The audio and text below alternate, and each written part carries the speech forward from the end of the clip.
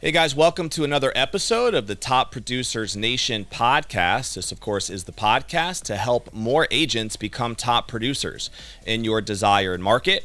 We also are committed to helping team leaders and brokers develop more top producers on their existing teams, helping them with their recruiting, attracting the right talent, and ultimately developing leaders in their organization. And so, as you might know, we are powered on the local level here in beautiful Tampa Bay, Florida. We're at the studio right now on the corner of West Shore and Kennedy in South Tampa. And we are powered locally by the Tampa Bay Real Producers franchise, where we feature the top 500 producing agents that are in the market. That is a monthly magazine, as well as a ton of events and this podcast and other programs designed to feature those top 500 agents. So our guest here today in studio was actually featured in our May issue as a rising star in the Tampa Bay area, and that is Rima Olabi. Rima is with HomeSmart Tampa. Good to have you in studio. Rima, how are you? I'm good. Thank you for having me here. No doubt. Dawn. I'm I excited. Really appreciate it. I'm excited to have you. Rima and I got a chance to meet recently at one of our MVP socials due to being featured in the magazine. She was invited to attend one of our socials where we gave her like a framed copy, I believe, of her article. Yes. And it was cool to be able to spend a little bit of time with chat with you about your story. And so I felt like it was perfect to have you in studio so that we can dig in a little bit more for people who might not know yet your story. And I guess we'll start there with your background a little bit. So you grew up in Syria. Yes, I'm originally from Syria. I was raised and born there in the capital, Damascus. Yeah. A lot of history in Damascus. Yes, it's one of the oldest, basically. Absolutely. Capital in the world. Without a doubt. And believe me, you should go there and visit it one time. It's really a very nice city. Does most of your family still live there? No, I'm sure that you know that we were under a civil Sure. war Yeah. for last over 15 years now. Right. And my immediate family are not there anymore, but I still have aunts, uncles, friends there. They stayed throughout the war and everything, huh? Yeah, they did. Some people they don't have any other options, Sure. so they stuck. Thanks God, now everything stopped. The war stopped. Now the country start to be, trying to go back to normal again. Start building whatever the war destroy. Yeah.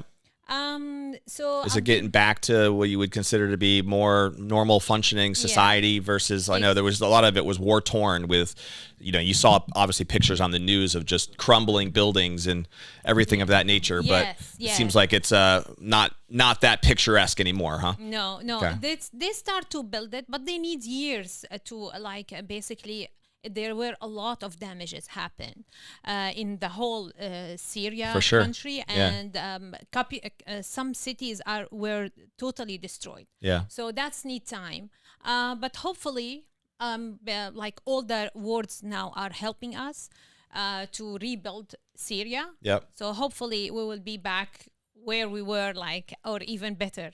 soon. Yeah, no doubt. Makes sense. I study, I'm a Christian. I study the Bible as much as I possibly wow. can. So you hear a lot about even Paul's journey to Damascus Yes. back in the New Testament. And a lot of, that was one of the first cities actually where Christians gathered back in those days. And we have a lot of very nice nominal for Christianity religion.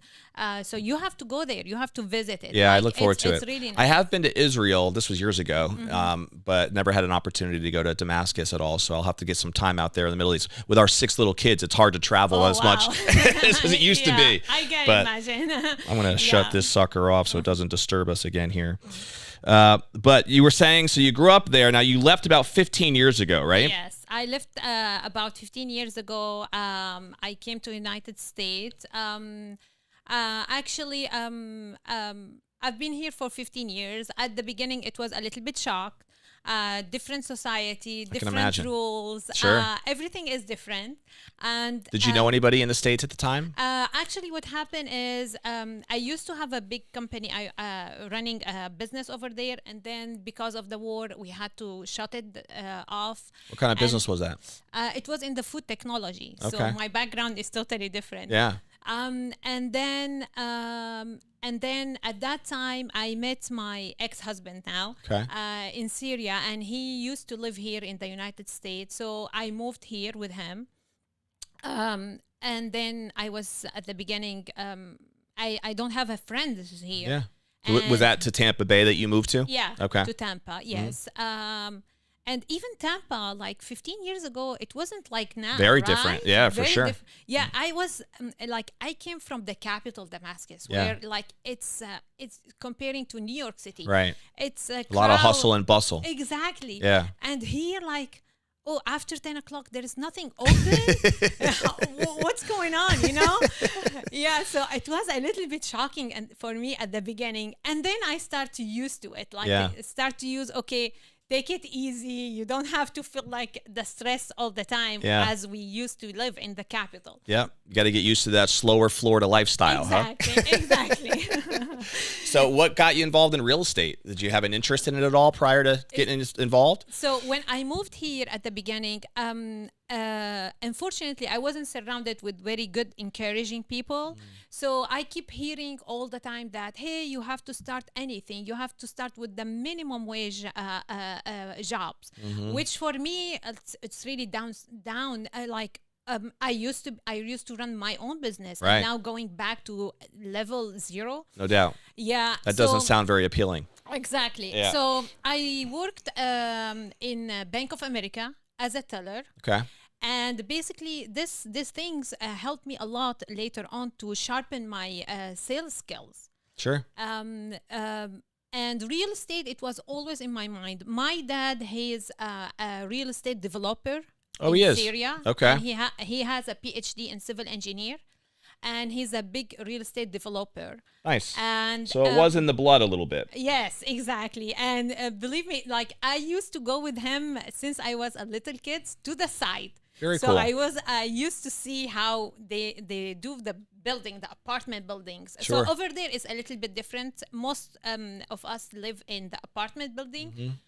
So he used to. Is that what he would develop? Was apartment buildings? Okay. Exactly. From the ground up.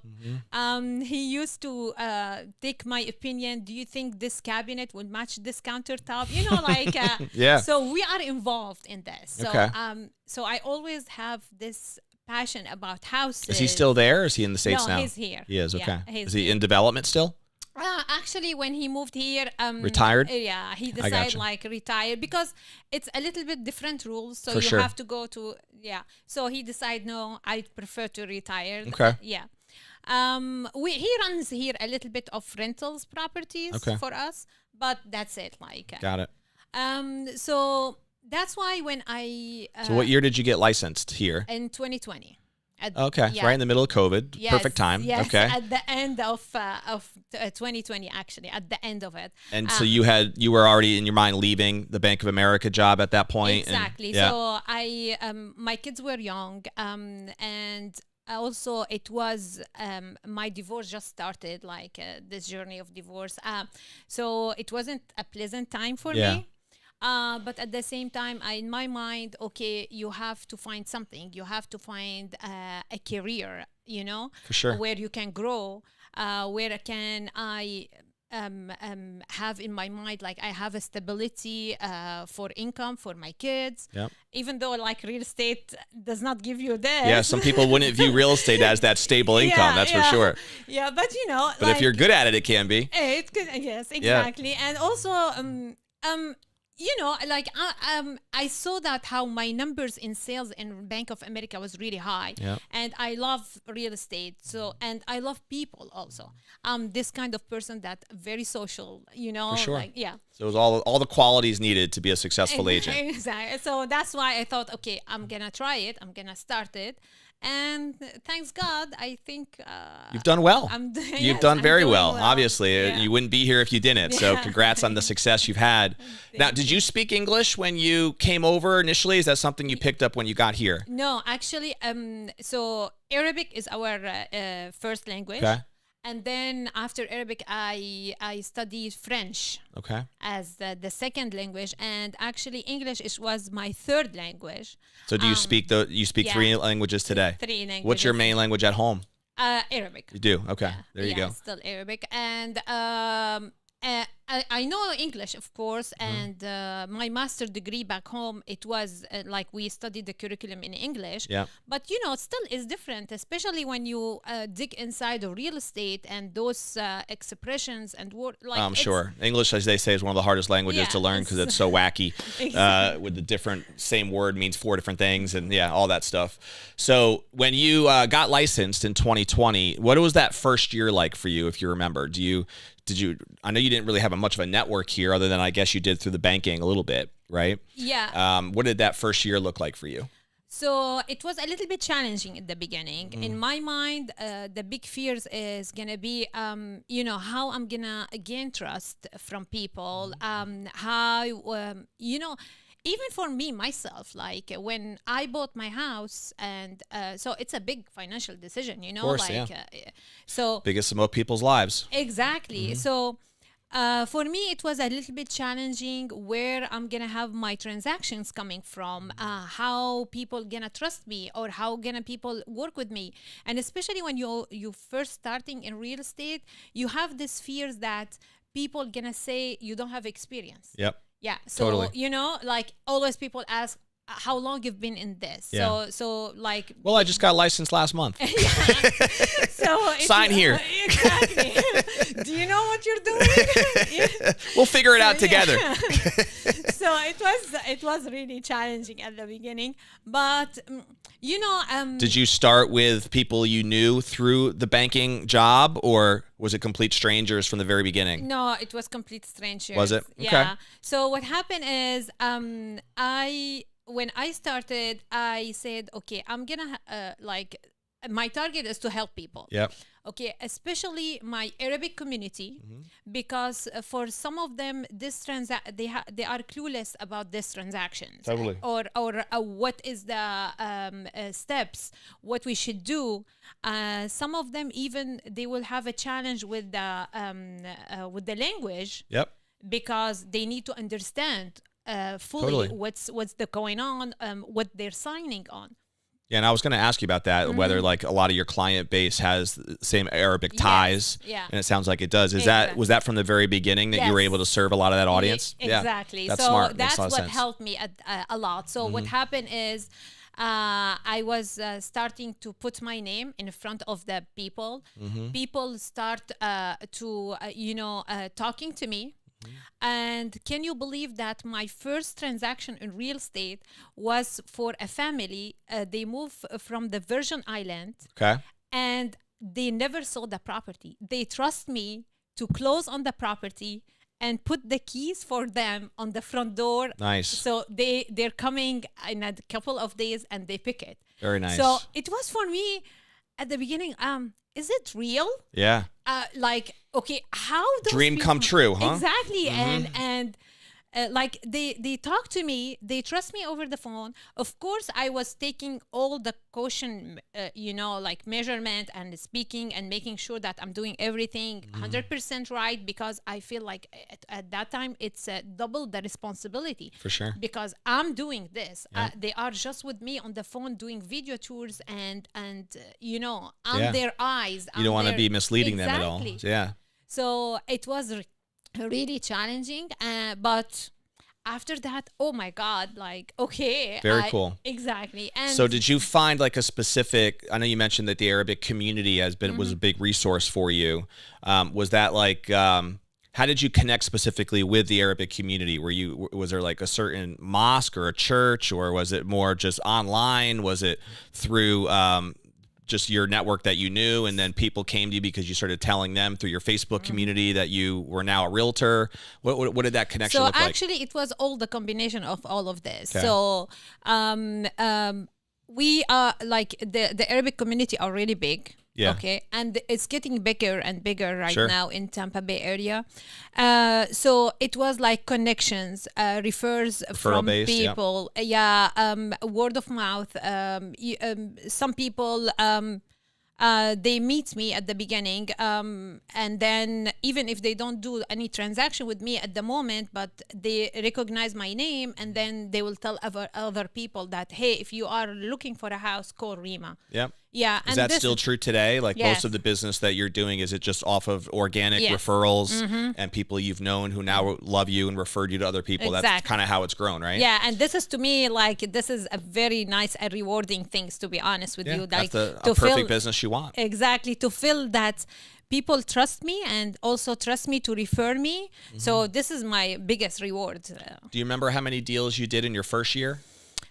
In my first year, I think it was around 12 transactions. So that's healthy something for like sure. this. So Yeah. averaging, say, like one a month at least. Yeah. And again, that was just building the pipeline, getting things Exactly. moving a little bit. And I know we talked earlier that you did over 30 transactions last year. That was 2025. Has each year just grown a little bit more for you? Yes, but I would say like maybe 2024 it was better than Yeah. 2025, just a little bit, like Market conditions. yeah, I market gotcha. condition. You know, Yeah. like a lot of things was happening For sure. last year and this year. For sure. Yeah, but in general, I cannot complain. I'm very blessed that I have those people around me that support me, giving me business, and I was able to help to deliver what they're looking for. And I think you said today, even the majority of your business is still through the Arabic community. Is there a specific type of demographic at all within there that you serve the most? Is it like first-time home buyers? Is it investors? Is there anything like that? Or No, not really? actually, it's a mix of everything. It is. Sometimes I have first-time home buyers that they needs more, to hold their hands. Yeah. Sometimes I have very seasoned buyer that's they've been selling and buying, Yep. and they just like wanted to a bigger house. I have a lot of people that moving from different states. I just put someone under contract yesterday. Okay. They're moving from Houston Nice. to here. Yeah. Do you have any preference in working with buyers and sellers? I'm sure you work with both, right? I work with both. Yeah. Yes, I work with both. I know that a lot of Asians complain when they're working with buyers Yeah. because it's a driving, going around. For me, I enjoy it, to be honest with you, because You get to find their house and paint the vision, right? Exactly. Yeah. And also my previous experience with my dad helped me a lot in this, because sometimes we enter a house and there is a small things that they don't like. Maybe it's they feel like it's not open Yeah. enough. So this is when I start, creating. development brain kicks in. Exactly. Yeah. This wall is not supportive wall. You can take this out if Yeah. you want it like to open the space. Yeah. Oh, do you know that you can move this island to here to do it like the way that you're looking for? So that's why I like it. Yeah. No, that's smart. Yeah, and also That's another added value that, of course, a good agent should provide is having that vision to see through the challenge that might be right in front of their face, so they can see what's available. yeah, what's and sometimes possible. I connect them with the contractor. We meet with the contractor at the house because some of the houses need update or renovation. Sure. So to give them the like a whole picture about how much it's gonna cost them, everything, so they are 100% sure that this is the house we wanted to move in. Get it? Yeah, no, that makes a lot of sense. What's your favorite part about being a realtor? Just helping people have this connection, because besides work, I always build, new friendship. So right now, like I know a lot of people here. Yeah. So that's make me feel like, surrounded. I have, a lot of people here. They know me. They trust me. And every day I build a new relationship. No doubt. And I think that's really the mindset, I think, of most top agents is being able to feel like you're really adding value to a community that you care about. And obviously you do that through real estate. What would you say are the biggest challenge about being a realtor? What has been the biggest frustration for you? It's so the biggest challenge for every realtor at the beginning is just to earn the trust. Okay, and I did it. Also, in my opinion, is the biggest challenge if you don't really believe in yourself or you are not surrounded with the good people. So that will take you down. I didn't have this, thanks God, because of my, like, I have the support from my family, my parents, my sister, her husband, my brothers.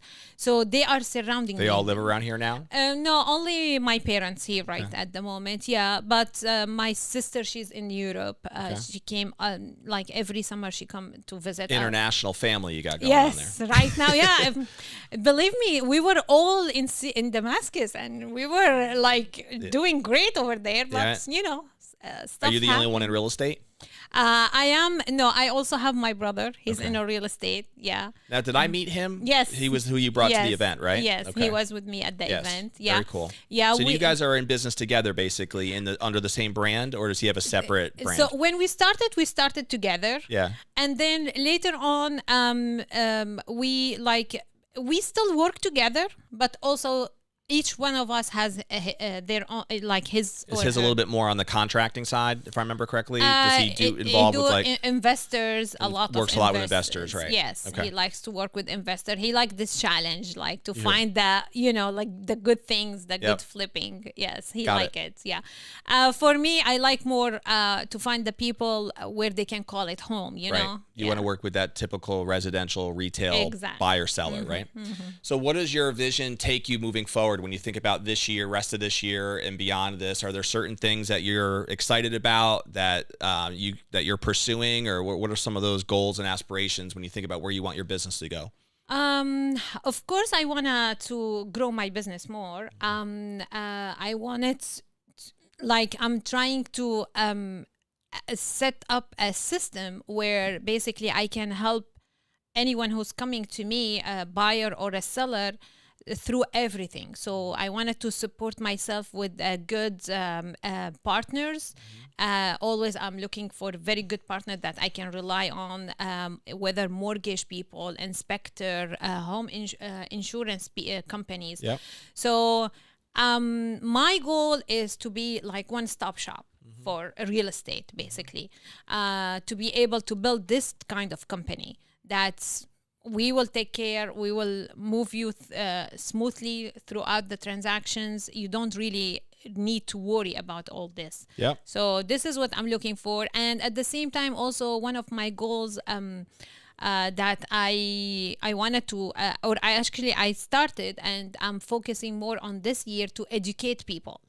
So specifically educate homeowners. Yeah, educate homeowners, educate buyer or seller about like the small things that they, like through, I'm doing some videos online to educate them. Yep. Yeah.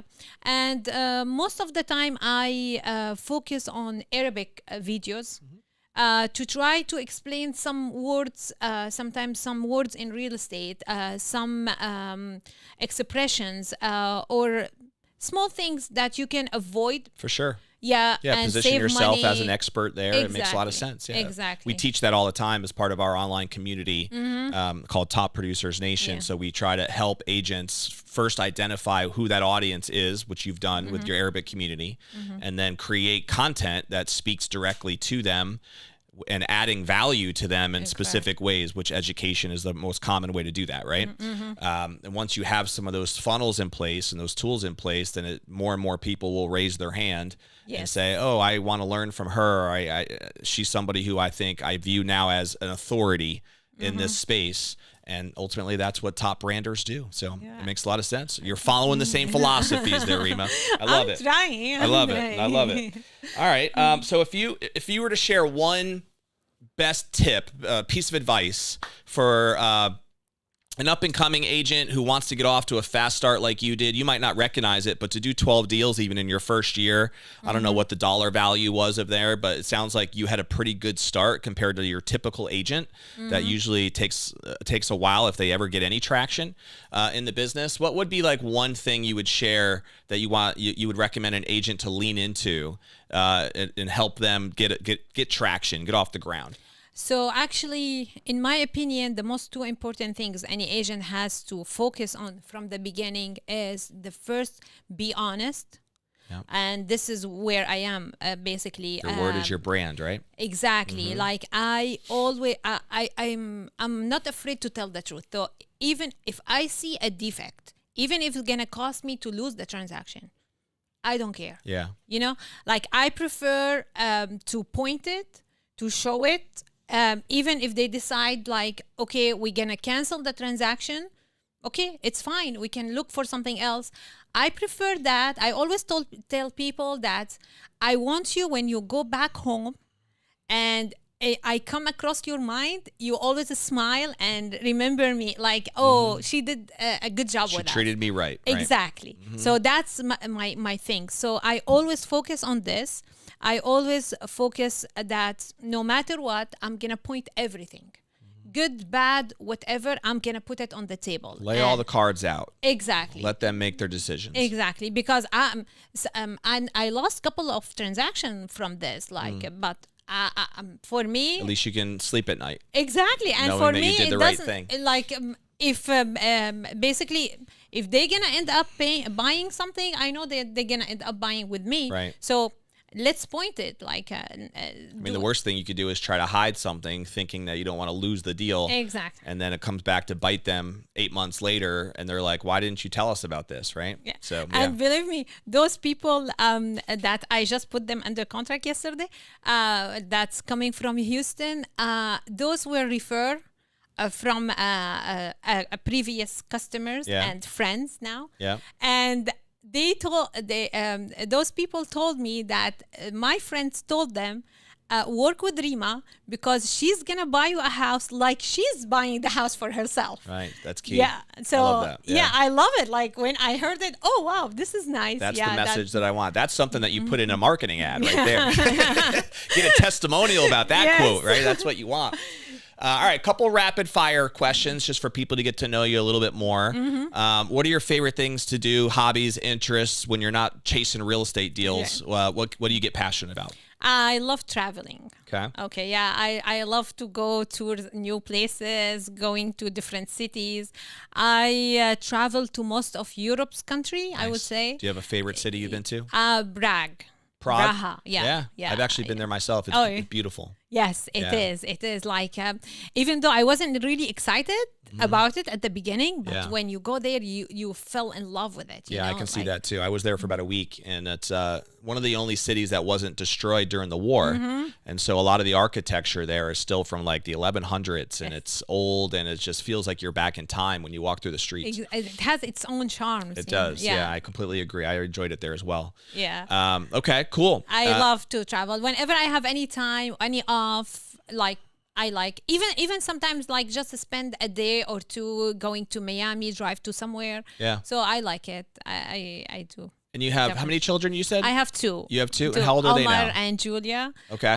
Omar, he's 11. Okay. And Julia, she's 10. Oh, look at you. She's They're pretty close in age. Yeah, tomorrow her graduation from elementary. Oh, very exciting. This is an exciting time of year. Yes. No doubt. I actually have a 12-year-old and an 11-year-old at home too as part of our crew. So nice. I can relate to the age demographic that you're working with there for sure. This is your youngest? No, my oldest actually, she turned 12 this year. Oh, wow. And then I have an older son who just will turn 11 in July. And then I have a younger son and then 3 other daughters. Oh, so they're all young. hands Our are youngest full. is 1. Yeah, our oldest is 12, our youngest is 1, and we have 6 in that span. So it's a lot to handle, but my wife is a warrior. What can I say? Okay, that's good. That's good because handles kids it well. need a lot of attention. They do. And this is also like nice when I thought about real estate, that I will have this somehow kind of freedom in the if you build it into your schedule, you can. Yeah, but still like a lot of there is this misassumption about real estate that hey, a realtor does not have a life, right?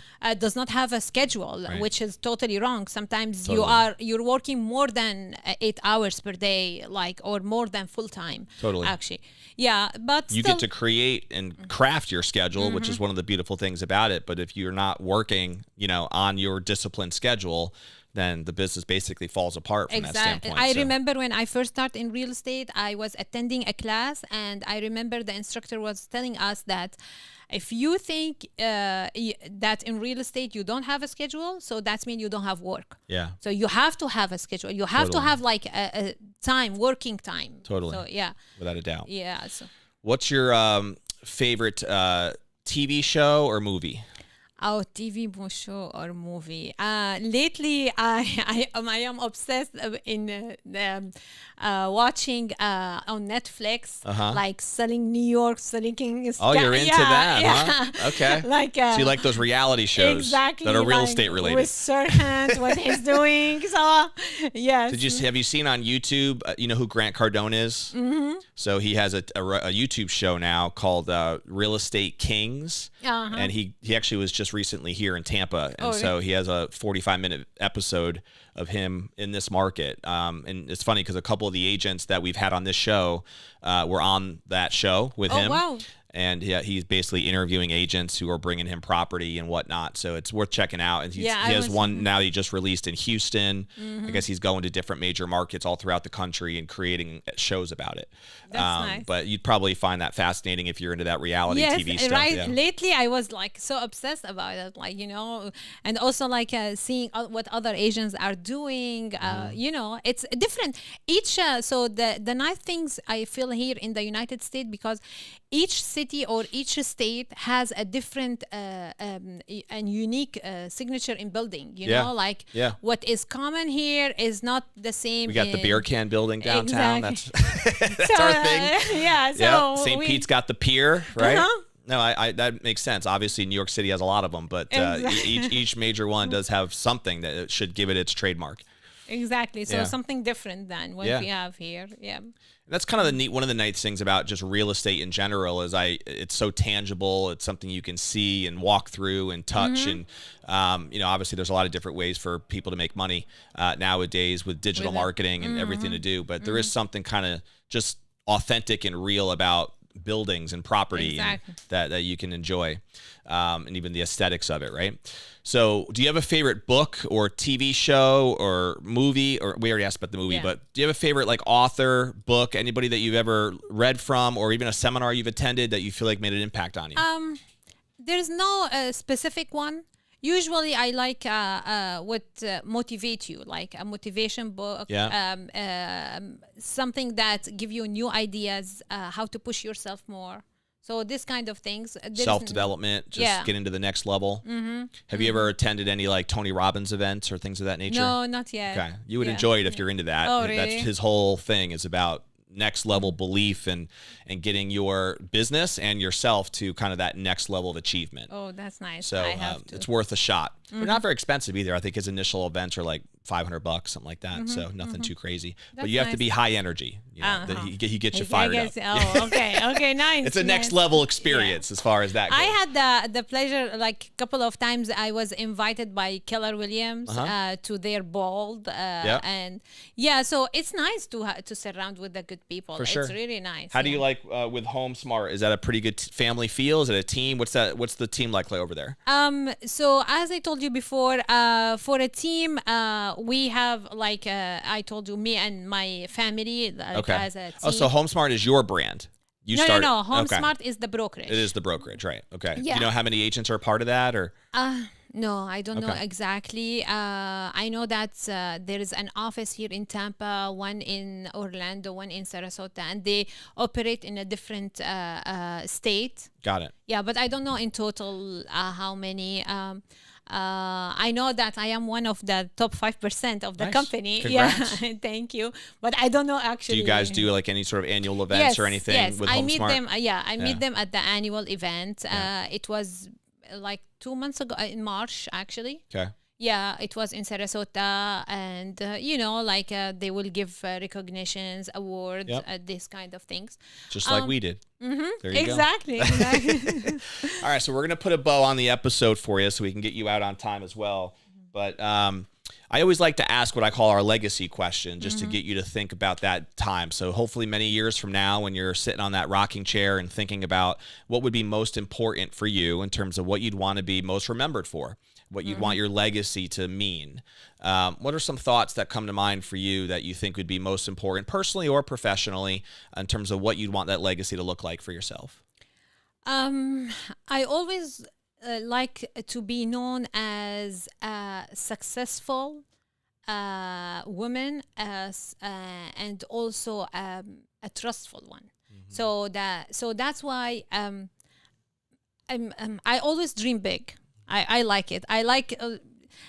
Sometimes I at sometimes of my time. I'm sorry. At some point of my life, like going through divorce, instability, uncertainty, what's going on. So I was afraid. I didn't have self confidence enough. Sure.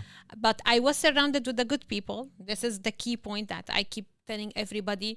So they have me believe in myself again that yes, I can do it. So I always even teach my kids that you have to be successful. You have to put your bar really up and work hard for it. Like, okay, so I always try to put my goals really high, and then try my best. Like, even if I push myself, I work harder, I work longer hours, it's okay, because you have to take advantage. Right now, I'm healthy, I have time, I have the effort. So take advantage of this, right, because you never know what's going to happen. You never know when that can change. Exactly. I always tell people, like, we were like, have a very stable life in Syria. I was successful at that time. I had my own business, and then everything changed.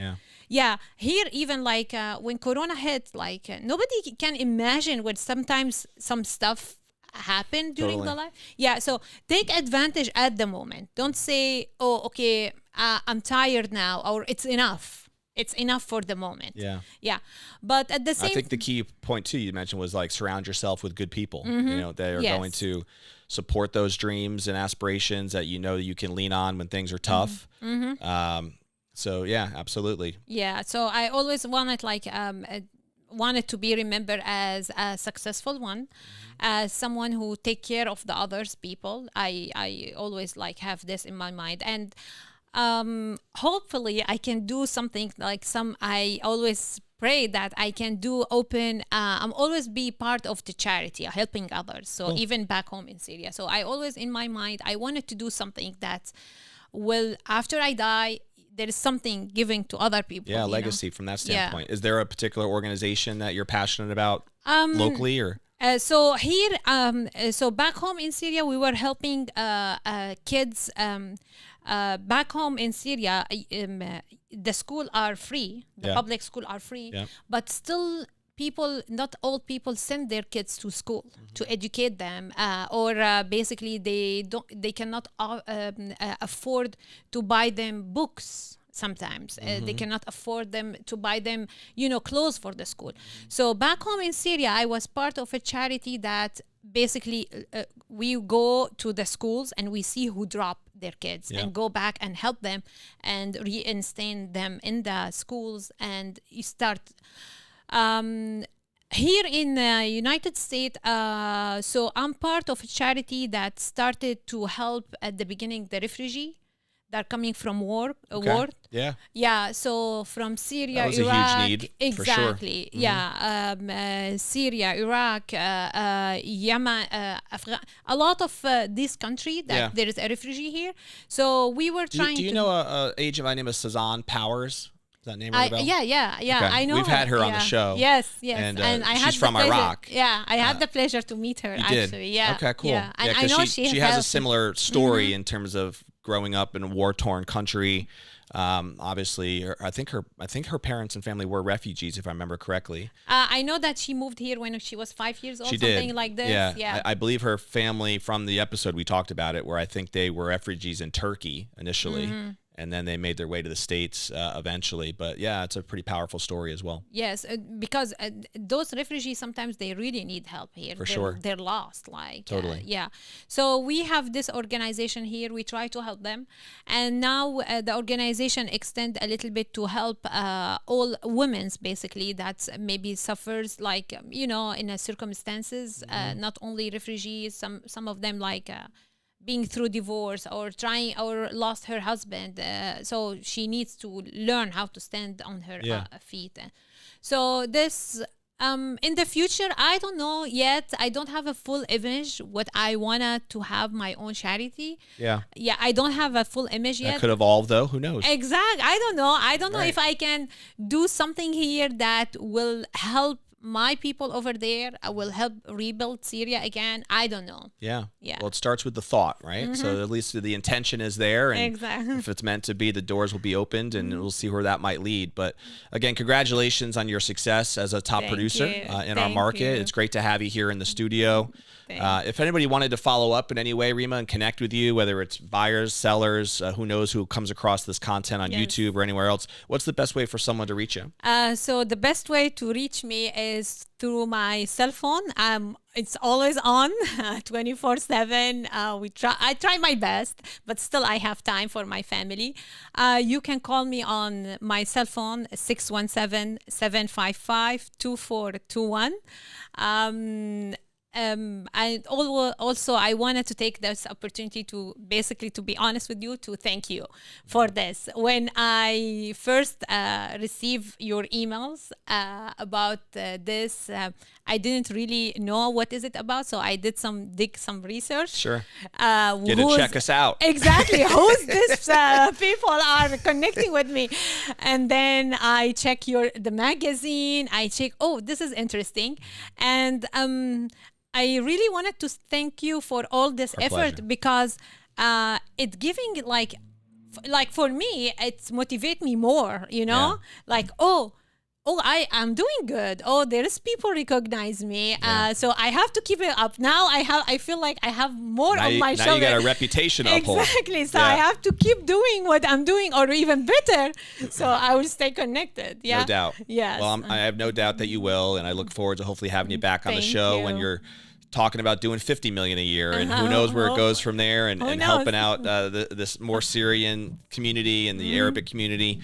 But we'll end our episode the way we always do, which is a challenge to the audience. So whether you're watching live through any of our YouTube channels or Facebook, or you're listening in on any of your favorite podcast platforms, what is one action step that you can take from our conversation today with Rima that would allow you to propel yourself forward personally or professionally?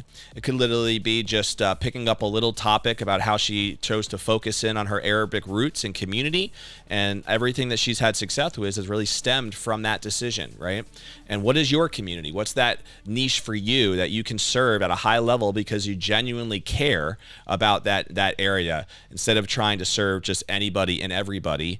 Identify like who it is that you really want to be able to serve at the highest levels. And if you need any help with that, check us out at topproducersnation.com, and we'll be able to have a call with you to kind of dig in a little deeper about how to clarify that for you, if that's something you need help with. But you can follow us there. We have online coaching, we have online consulting, we have an online community that you can join for free that includes weekly training calls with top producers like Rima, to be able to share best practices and help you grow your business as a top producer. So we will check you out and see you in our community, and see you on our next episode of the Top Producers Nation podcast. See you later.